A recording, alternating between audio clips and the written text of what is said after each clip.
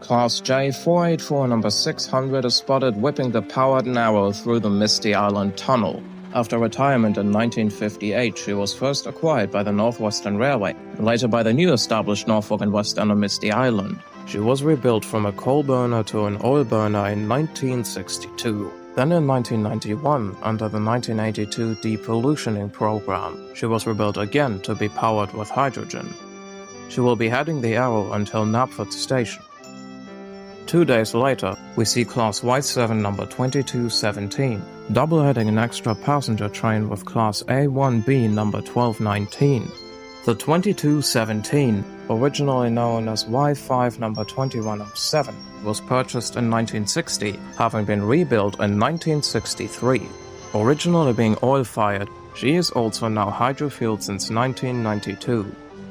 Pushing out the rear of this excursion extra is number 2300, the Jawn Henry. Being built in 1954 as a coal-fired steam turbine electric locomotive, he was sold to the Northwestern Railway in 1961 and rebuilt into a gas turbine, having after that 2 more rebuilds, one in 1972 into a diesel-electric, and once more to be powered by hydrogen in 1988. Around a week later, on December 15, 1975, Jenny records Y6b number 2185, along with an unrebuilt Y3 powering a mixed goods train over O. Winston Link Bridge.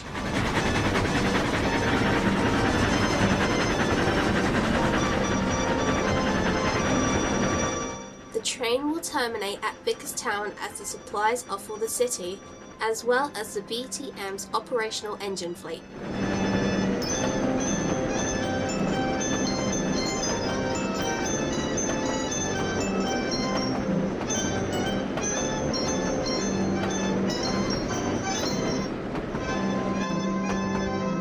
This train is rather humongous, consisting of 140 cars.